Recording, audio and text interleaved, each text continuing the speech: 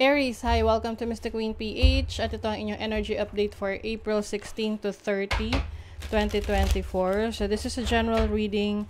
Just take what resonates, watch your Sun, Moon, Rising, Venus for other messages. And thank you sa lahat ng mga sumusuporta dito sa ating channel. Just a reminder, gamitin nyo lamang ang reading na to bilang gabay. Pa-follow, like na rin ating Facebook at TikTok. Lahat po yan Mr. Queen PH. Like, share, subscribe, turn on post notifications para lagi kayong updated sa ating mga readings. And if you're interested in private readings, meron tayong link sa description at sa pinned comment kung paano makakapagpabook. Okay, let's see Aries. And also Aries, happy birthday, happy solar return. I wish you all the best, happiness, success, and good health. Ayan, so let's see Aries. Energy update. Mid-month. April 15 to 30.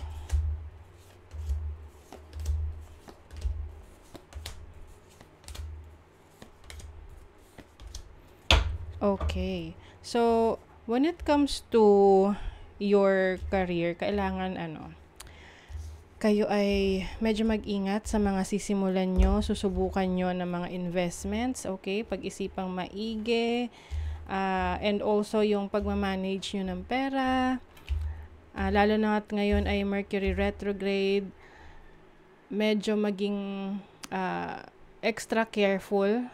Let's say may mga transactions ka online, make sure na you make a screenshot or yung resibo ng transaction mo, no, online, mga online banking ay napicturean mo, even yung mga withdrawals, no, sa mga ATM. Ganyan ginagawa ko kasi minsan nagkaka-problema, hindi lumalabas yung pera, 'di ba? So at least meron kang proof na wala kang natanggap na pera, walang lumabas na pera sa ATM. Okay. So, Aries, overall energy ninyo, 10 of Cups. Wow. So, this is happiness, contentment in your family life, home life. I see someone here na merong expectancy na parang baby, no? Expecting a baby. Ayan. Some of you, mga bagong kasal, tapos you are starting your own family. I also see some gatherings dito ng mga pwedeng reunion, pagsasalo-salo ng mga kamag-anak. Some of you bagong kasal. Yung iba naman, masaya kayo sa relationship na meron kayo, whether you are kasal o hindi, no? So, it doesn't matter for you. Ang importante is yung inyong pagsasama. So, your challenge is the Wheel of Fortune. So, maaring meron kang mga gustong gawin na nagda-doubt ka or napipigilan ka sa ngayon. Mas maganda rito kasi just keep it to yourself. Wag mo munang ipagsabi kung ano yung mga plano mo. Wag mo munang ipagsabi sa kahit na kanino. Kung hindi mo rin mapigilan yung excitement mo, sabihin mo lang to sa mga taong pinagkakatiwalaan mo, yung talagang malapit sa'yo. Oo, kasi maaring meron dyan nagsisend ng evil eye sa'yo, meron ditong hamsa.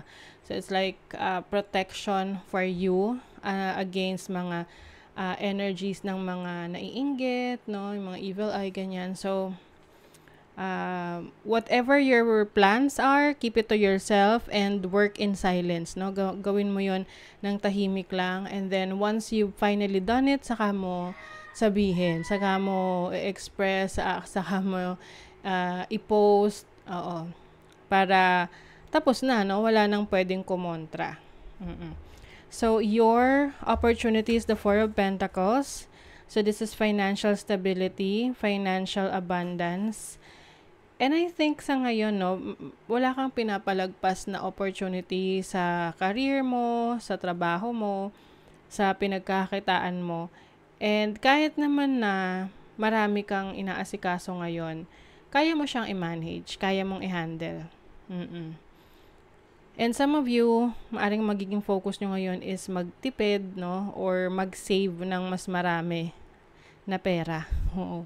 Some of you naman, you have the opportunity to spend some time with your family members na okay lang na gumastos ng medyo malaki as long as magkakasama kayo, enjoying summer, enjoying each other's company, magkakaroon ng bond, no? Oo. So, your blessing is the Seven of Wands. You are heavily protected. Oo. Your ancestors are here protecting you from any negative energies around you. So, I feel like, kailangan mo rin namang i-enhance yan. It's like, kailangan mong i-accept yung help, yung tulong from your ancestors. Na hindi lang naman tayo umasa na, I'm protected ako ng ancestors ko, so hindi na ako mag-affirm ng mga protection. So, syempre, ikaw rin, you also help yourself. And, parang rito merong, kumbaga, ang blessing sa'yo is, hindi ka rin naman pinapabayaan na ma-take advantage ka ng ibang tao. You are also setting your boundaries. You now know how to say no, kasi dati, meron lang humingi ng pabor sa'yo, agad-agad gagawin mo. Pero may mga pagkakataon kasi na naabuso. Okay? So, you are very much protected. And then, for your money, career, finances, you have the Ace of Pentacles.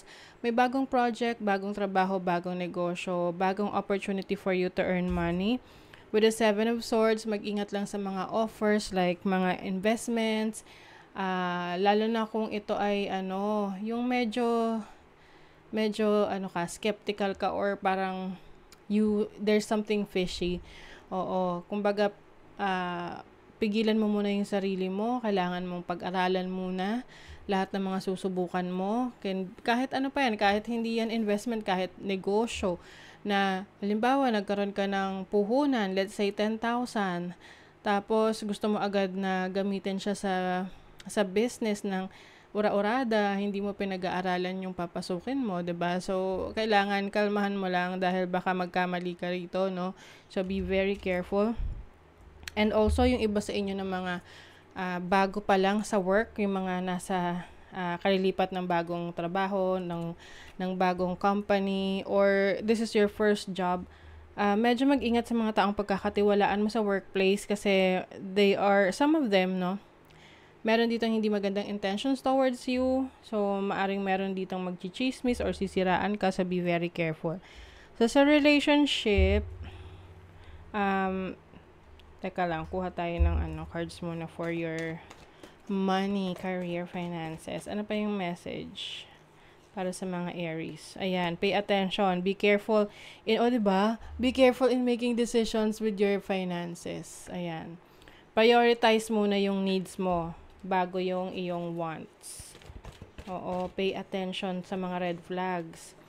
And then, some of you, mayroong mga investment sa property. So, ito rin yung pagbili ng, halimbawa, bahay, condo unit. So, may mga times kasi na parang bugso ng damdamin just because meron tayong extra pera, kukuha na tayo ng condo unit or bahay, magda-down na tayo, na hindi natin paalam kung stable na ba yung income natin sa mga susunod na babayaran natin, no? Kasi may tendency na mawala yan sa'yo kapag medyo impulsive ka in making decisions. So, you really have to, kailangan mo muna talagang pag-aralang maigi. Okay? So, kung stable na, then go ahead, no? But for now, I see na medyo kailangan mag-ingat muna.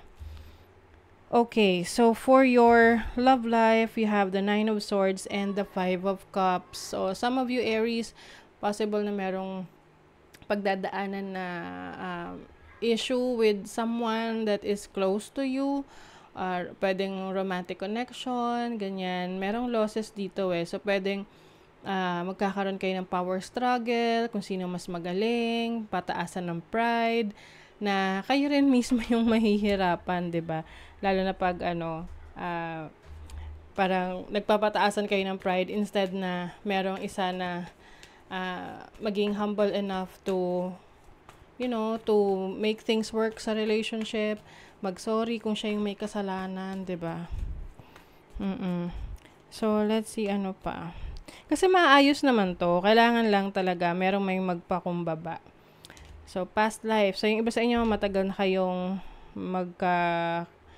parang pwedeng meron kayong past life connection, no?